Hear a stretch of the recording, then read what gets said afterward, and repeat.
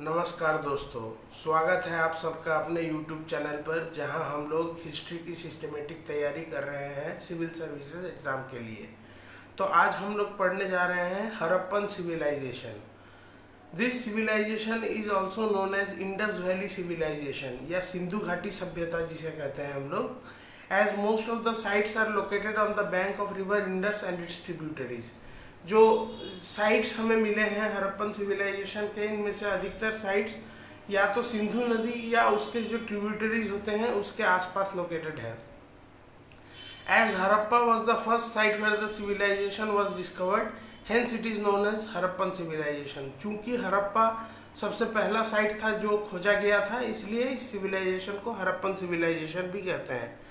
Charles Masson was the first person to predict this civilization in 1826। 1826 में Charles मर्सन ने इस civilisation के बारे में कहा था। The population was heterogeneous, having mainly 5 racial types: Mediterraneans, proto-Australoids, Mongoloids, Alpines and Dravidians. जो रेशियल क्लासिफिकेशन होता है वो 5 तरह के मेन रेशियल क्लासिफिकेशन के लोग यहाँ रहते थे: मेडिटेरेनियंस, प्रोटो-ऑस्ट्रोलॉइड्स, मंगोलॉइड्स, अल्पाइंस और Dravidians. In 1856, Harappa ruins were excavated to meet the demand of bricks for railway line between Karachi and Lahore. Karachi और लाहौर के बीच में एक रेलवे लाइन बिछाई जा रही थी 1856 में। उस समय ईंटों की ज़रूरत पड़ी, तो वो ईंटों की ज़रूरत को पूरी करने के लिए यहाँ खुदाई चालू हुई। It was during this digging that the existence of the old civilization was discovered. इस खुदाई के दौरान हमें पता चला कि यहाँ पे एक पुरानी सभ्यता की अवशेष हैं। It was a bronze age civilization 2300 to 1750 BC। इसका टाइमलाइन था 2300 से लेके 1750 BC तक। Maximum population was of Dravidians. Dravidians जो थे, यानी जो हमारे भारत के साउथ में पाए जाते हैं, जो रेशियल क्लासिफिकेशन द्रविडियंस, वो मैक्सिमम पॉपुलेशन थे। Harappan culture covered parts of Punjab, Haryana, Sindh, Balochistan, Gujarat, Rajasthan and western UP. इन सब एरियाज में हड़प्पन सिविलाइजेशन के अवशेष हमें देखने को मिलते हैं। अब आते हैं हम लोग different sites of Indus Valley civilization. कौन कौन से साइट्स थे? सबसे पहला साइट हड़प्पा, जो रिवर रावी के बैंक्स पर सिचुएटेड थी। लोकेशन है Montgomery district of Punjab and Pakistan. Evidence यहाँ पे हमें क्या मिले हैं? Direct trade relation with Mesopotamia यानी पर्शिया, जो फारस हम कहते हैं, फारस के साथ डायरेक्ट ट्रेड रिलेशंस थे इनके। एक कॉपर चैरियट मिला है, चैरियट यानी रथ, तो तांबे का एक रथ हमें मिला है। और HR 37 सेमेट्री यानी कब्रिस्तान, HR 37 इसका नाम है इस कब्रिस्तान का। ये हमें हड़प्पा से देखने को मिले हैं। फिर आते हैं हम दूसरे साइट पर, जो है मोहेंजोदारो। रिवर इंडस, जो नदी थी वो थी सिंधु, जिसके घाटी पर ये बसा हुआ था। हम लोग जो भी साइट्स करेंगे उसके रिवर को देख लेंगे, एविडेंस को देख लेंगे, क्या क्या मिला है वहाँ पे, और उसका लोकेशन, आज के डेट में लोकेशन कहाँ है। क्योंकि कई बार ऐसा होता है कि मैप पे लोकेट करने के लिए दिखाया जाता है, प्रश्न आते हैं कि मैप पे लोकेट करें, उसमें दिक्कत ना हो, इसलिए लोकेशन को भी हम लोग देख लेंगे। तो दूसरा जो साइट है वो है मोहेंजोदारो। रिवर है इंडस यानी सिंधु। लोकेशन है लरखाना डिस्ट्रिक्ट ऑफ सिंध, पाकिस्तान। ये भाग आज के डेट में पाकिस्तान में चले गए हैं। एविडेंस है ए ब्रोंज डांसिंग गर्ल, एक पीतल की डांसिंग गर्ल, नाचती हुई लड़की। और the great bath. The great bath क्या है, इस पे हम लोग बाद में आएंगे। तीसरा साइट है लोथल। रिवर यानी नदी है भोगवा। लोकेशन है 80 किलोमीटर साउथ ऑफ अहमदाबाद, जो गुजरात में है। Evidence an artificial dockyard. इसे दोस्तों अच्छे से याद कर ले इन एविडेंसेस को, क्योंकि ये इनसे डायरेक्ट सवाल आते हैं कि किस साइट पर क्या एविडेंस मिला है। तो लोथल से हमें मिलता है एक आर्टिफिशियल डॉकयार्ड यानी पोत, जिसे हम लोग कहते हैं। और याद रखें, it was the first human made dockyard in the whole world. पूरी दुनिया में सबसे पहला पोत था ये जो इंसानों ने बनाया।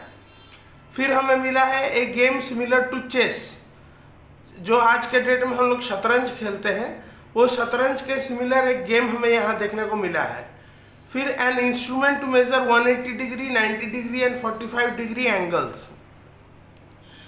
फिर direct trade relation with Mesopotamia, जो हमने पहले भी देखा, वो लोथल के साथ यहाँ से डायरेक्ट ट्रेड रिलेशन था मेसोपोटामिया यानी फारस के साथ।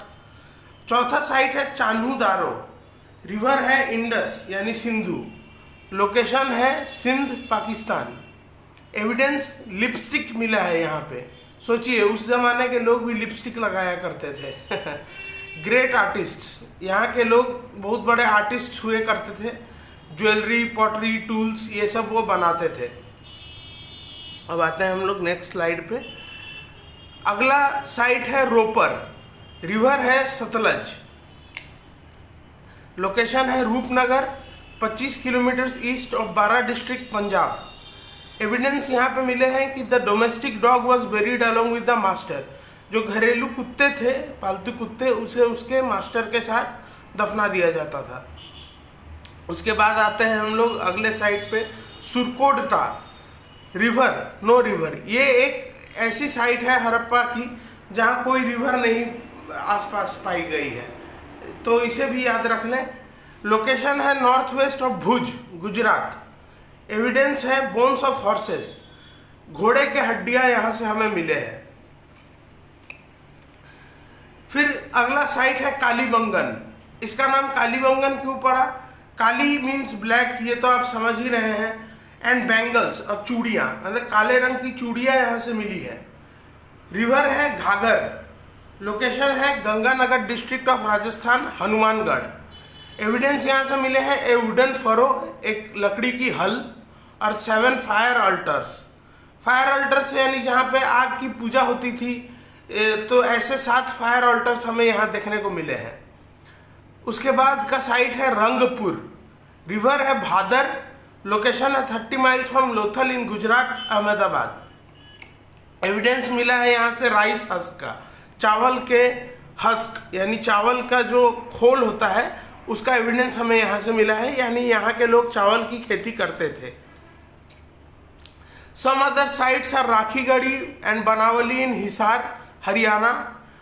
कुछ और साइट्स हमें हाल के दिनों में मिले हैं, जैसे राखीगढ़ी, जहाँ से हमें ये पता चलता है कि आर्यंस के जेनेटिक जो कंपोजिशन था वो यहाँ पे मिला है। और बनावली, राखीगढ़ी और बनावली हिसार डिस्ट्रिक्ट में हरियाणा के, मिठाथाल इन भिवानी डिस्ट्रिक्ट ऑफ हरियाणा, और धोलावीरा इन रान ऑफ कच्छ। ये एक बहुत इंपॉर्टेंट साइट है धोलावीरा, इसका लोकेशन याद रख ले, रान ऑफ कच्छ, गुजरात में जो रान ऑफ कच्छ है वहाँ पे इसका है। और भिराना इन हरियाणा। कुछ इंडियंस भी एसोसिएटेड थे सिंधु घाटी सभ्यता के खुदाई के साथ, जो है दयाराम साहनी और आर.डी. बनर्जी। दयाराम साहनी हड़प्पा के साइट के खुदाई में एसोसिएटेड थे और आर.डी. बनर्जी मोहनजोदारो की खुदाई में एसोसिएटेड थे। अब आते हैं हम इनके टाउन प्लानिंग पे। जो अपर टाउन था और सिटाडल जिसे कहते थे, या एक्रोपोलिस भी जिसे कहते थे, it is the upper town, generally A fortified place, मतलब किलाबंदी की हुई थी यहाँ की। It was built on A high platforms of mud bricks, ऊंचे प्लेटफॉर्म पर ऊंचे मड ब्रिक्स जो होते हैं, यानी मड के बने हुए ईंटें, उसके एक हाई प्लेटफॉर्म पे ये सिटाडेल है, ये अपर टाउन इसे कहते हैं। It contain large structures, may be use for administrative purpose और सम रिचुअल सेरिमनी।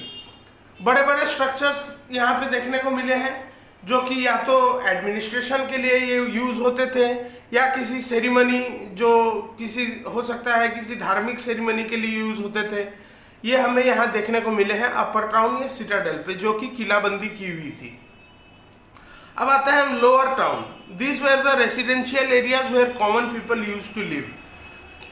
लोअर टाउन में ये रेसिडेंशियल इलाके थे, रिहायशी इलाके थे, जहाँ आम लोग रहते थे। The size of the bricks were 28:14:7, यानी जो रेशियो है ब्रिक, जो ईंटें थे उनके ब्रिक के, उनके जो ईंटें थे उसके साइज थे 28:14:7, यानी 4:2:1 के डायमेंशन में वो थे। And way generally free of marks और इंस्क्रिप्शन, कोई तरह के इस पे मार्क्स या इंस्क्रिप्शन जो खुदाई होती है वो वैसा कुछ नहीं पाया गया है, प्लेन ईंटें थे। Buildings, there were 3 types of buildings, public buildings, residential buildings and larger buildings.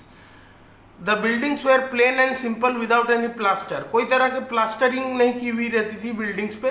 3 तरह के बिल्डिंग्स थे, पब्लिक बिल्डिंग्स यानी जहाँ पे सब लोग आ जा सकते थे या फिर कुछ खास लोग आ जा सकते थे, रेसिडेंशियल बिल्डिंग्स जो रिहायशी बिल्डिंग्स थे, और लार्जर बिल्डिंग्स कुछ बड़े बिल्डिंग्स। इन बिल्डिंग्स पे कोई तरह का प्लास्टर नहीं था। The residential houses were separated by distance of 1 foot in order to maintain peaceful relationship with neighbours, जो रिहायशी घर थे वो 1 फीट के डिस्टेंस से अलग किए हुए थे ताकि पड़ोसियों के साथ अच्छा रिलेशन मेंटेन रहे और कोई तरह का झगड़ा ना हो।